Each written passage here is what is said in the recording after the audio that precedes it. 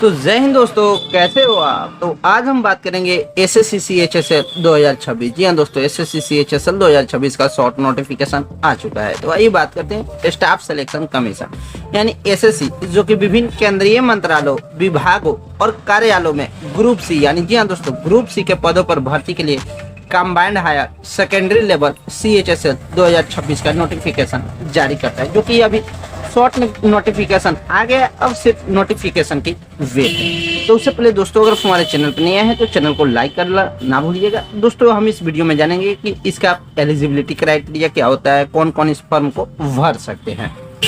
तो सबसे पहले आपको बता दें कि संभावित रिक्तियां यानी और पद यानी वैकेंसी कितनी है और पोस्ट किस पोस्ट पे कितनी वैकेंसी है। तो बात करते हैं अंतिम जो कि पदों की सटीक संख्या एसएससी द्वारा रिजल्ट से कुछ पहले जो कि जारी की जाती है, लेकिन इस साल लगभग 3000 प्लस, जी हाँ दोस्तों, इस साल जो कि लगभग 3000 प्लस वैकेंसी आने की 100% चांस है। जी हाँ दोस्तों, जो कि एसएससी सीएचएसएल 2026 में 3000 प्लस वैकेंसी आने की चांस है। तो इस बार आपका उम्मीद 100% कायम रहना चाहिए, जो कि यह भर्ती मुख्य रूप से निम्नलिखित पदों के लिए मुख्य रूप से होती है लोअर डिवीजन क्लर्क यानी एलडीसी। जी हाँ दोस्तों, एलडीसी में lower division clerk, junior secretariat assistant यानी जेएसए के पद पर होती है। एक होती है पद डाटा एंट्री ऑपरेटर यानी डाटा एंट्री ऑपरेटर के पद पर, और एक होती है क्या data entry operator grade A यानी DEO data entry operator grade A. यानी कुल मिलाकर इसमें जो कि 3000 प्लस वैकेंसी आएगी ना, उसमें आपको एक हो जाएगा लोअर डिवीजन क्लर्क यानी एलडीसी, एक हो जाएगा जूनियर सेक्रेटरिएट असिस्टेंट यानी जेएसए,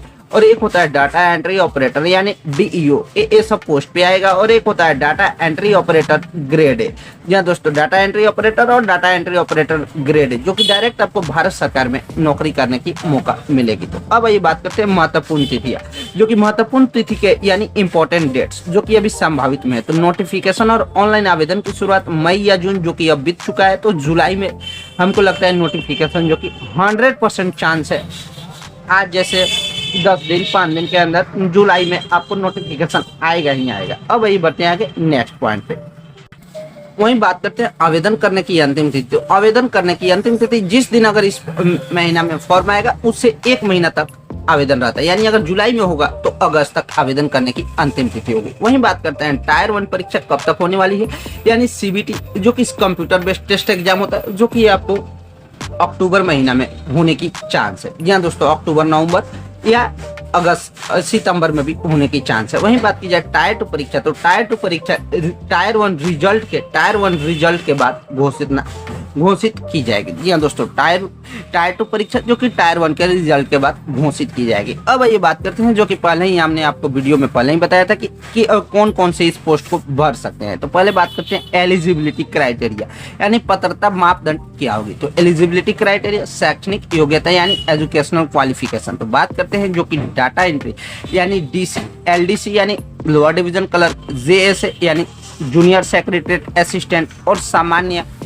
यानी जनरल डाटा एंट्री ऑपरेटर के लिए उम्मीदवार का किसी भी मान्यता प्राप्त बोर्ड से 12वीं, यानी अगर आप इंटर किए हैं तो एसएससी सीएचएसएल को फॉर्म को भर सकते हैं। 12वीं कक्षा इंटरमीडिएट या उसके समकक्ष पास होना जरूरी है, या उनके एपीआर में भी आप फॉर्म को अप्लाई कर सकते हैं। अब ये बात करते हैं कैग और कुछ विशिष्ट मंत्रालय। कैग जी हाँ दोस्तों, सीएजी जो कि एक मंत्रालय है, और कुछ विशिष्ट मंत्रालयों में डाटा एंट्री ऑपरेटर ग्रेड ए के लिए उम्मीदवार को विज्ञान, जी हाँ दोस्तों, विज्ञान संसद साइंस स्ट्रीम में गणित मैथमेटिक्स विषय के साथ 12वीं पास होना अनिवार्य। जी हाँ दोस्तों, जो कि आपको डाटा एंट्री ऑपरेटर और डाटा एंट्री ऑपरेटर ग्रेड ए के कुछ और सीएजी के कुछ विशिष्ट मंत्रालयों में उम्मीदवार का जो भरेगा ना इस सब के लिए डाटा एंट्री ऑपरेटर या CAG data entry operator grade ए के लिए, तो उसमें आपको विज्ञान संसद यानी साइंस स्ट्रीम विज्ञान संकाय में गणित यानी मैथमेटिक्स विषय के साथ 12वीं पास होना अनिवार्य है। यानी आईएससी वाले कुछ अगर इसमें भरना चाहते हैं तो आपको डाटा एंट्री ऑपरेटर के लिए भर सकते हैं, डाटा एंट्री ऑपरेटर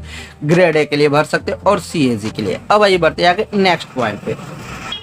तो नेक्स्ट पॉइंट बात करते हैं एज लिमिट यानी आयु सीमा क्या है। तो आयु सीमा यानी जनरल वर्ग के लिए यानी जनरल के लिए न्यूनतम कितना 18 साल और अधिकतम के लिए कितनी 27 साल। उम्र होनी चाहिए। जी हाँ दोस्तों, जनरल के लिए 18 साल और अधिकतम के लिए 27 वर्ष उम्र होनी चाहिए। जबकि बात करते हैं आयु सीमा में छूट कितनी है, तो आयु सीमा में छूट है जो कि सरकारी नियमों के अनुसार ओबीसी अगर आप हैं तो उसके लिए सरकारी नियमों के अनुसार आपको 3 साल का छूट मिलेगा। जबकि एससी या एसटी है तो उसके नियमों के अनुसार आपको 5 साल का छूट मिलेगा। जबकि पीडब्ल्यूबीडी है यानी दिव्यांग है तो आपको 10 से 15 साल तक का छूट मिलेगा। जी हाँ दोस्तों, जो कि पीडब्ल्यूबीडी इतना फॉर्म नहीं भरता है इसलिए उसको ज्यादा छूट मिलता है। अब ये बढ़ते आगे वेतनमान यानी सैलरी स्ट्रक्चर के बारे में। तो सैलरी के बारे में बात करते हैं तो 7वें वेतन आयोग के अनुसार जो कि एलडीसी यानी लोअर डिवीजन क्लर्क या जीएसए यानी जूनियर सेक्रेटरी असिस्टेंट को लगभग 19,900 रुपए से 63,200 तक रुपए मिलता है। इसमें आपको सब चीज महंगाई भत्ता, डाटा, सब चीज आपको मकान किराया, एचआरए और परिवहन भत्ता, ट्रांसपोर्ट अलाउंस सब चीज मिलता है इसी में। अब ये बढ़ते हैं कि डाटा एंट्री ऑपरेटर के लिए। तो डाटा एंट्री ऑपरेटर के लिए आपको 25,500 रुपए से लेकर 92,300 तक मिलता है, यानी लास्ट हो तो जाते 92,300 तक मिलेगा। वहीं बात करते हैं डाटा एंट्री ऑपरेटर ग्रेड ए के लिए। तो डाटा एंट्री ऑपरेटर ग्रेड ए के लिए 25,500 से लेकर 81,100 रुपया तक।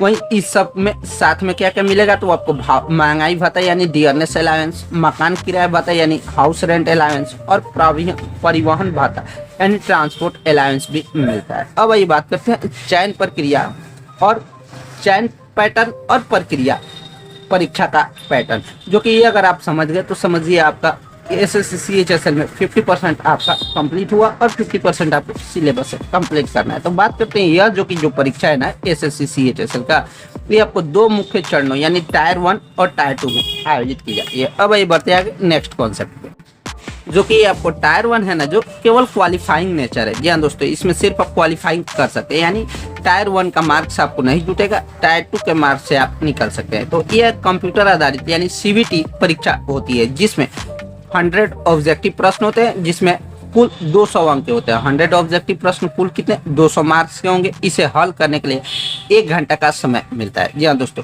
इसमें कुल 100 ऑब्जेक्टिव होंगे और हर प्रश्न 2 नंबर यानी 200 अंक के होंगे और इसे कुल हल करने के लिए 1 घंटा का समय मिलता है। इसमें हाफ अंक की निगेटिव मार्किंग यानी 0.50 अंक की निगेटिव मार्किंग होती है। अब आइए बढ़ते आगे, इसमें कौन कौन से टॉपिक से कितना सब्जेक्ट कितने नंबर का पूछा जाता है। तो आइए बात करते हैं इसका किस चैप्टर का ज्यादा वेटेज कितना रहता है। तो बात करते हैं इंग्लिश लैंग्वेज और कॉम्प्रीहेंशन यानी वोकैब, कॉम्प्रीहेंशन, ग्रामर, ये सब चीज मिलाकर आपको 25 प्रश्न पूछेगा जो कि आपको 50 अंक का होगा। वही बात करते हैं रीजनिंग। तो रीजनिंग में बात करते हैं जो कि आपको non verbal reasoning, verbal reasoning सब चीज आपको मिलाकर 25 प्रश्न रीजनिंग का पूछेगा जो कि ये भी आपको 50 अंक का होगा। वही बात करते हैं मैथ यानी क्वांटिटेटिव एप्टीट्यूड। तो मैथ में भी 25 प्रश्न पूछेगा, ये आपको percentage, profit and loss, DI, ratio पर पर्सन सब चीज चैप्टर को मिलाकर 25 प्रश्न पूछेगा।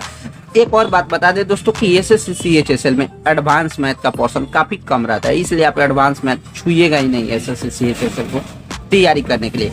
अब ये बढ़ते आगे सामान्य जागरूकता यानी जनरल अवेयरनेस। तो जनरल अवेयरनेस यानी जीएस यानी history, geography, physics, chemistry, bio, statistics, current affairs, ये सब मिलाकर आपको 25 प्रश्न इसमें से देखने को मिलेगा। कैसा लगा दोस्तों वीडियो? अगर वीडियो अच्छा लगे तो वीडियो को लाइक करना ना भूलिएगा, साथ में दोस्तों शेयर भी कर दीजिएगा और हो सके तो अगर चैनल पर नहीं आए तो सब्सक्राइब भी कर लीजिएगा और वीडियो को पूरा अंत तक देखिएगा। और इस पे सारा का सारा वीडियो पड़ा हुआ है, मैथ का, इंग्लिश का, रीजनिंग का, सब आपको देखने को और मिलेगा। चैनल को भी मेरे सपोर्ट कीजिए। तो ठीक है दोस्त, बाय बाय।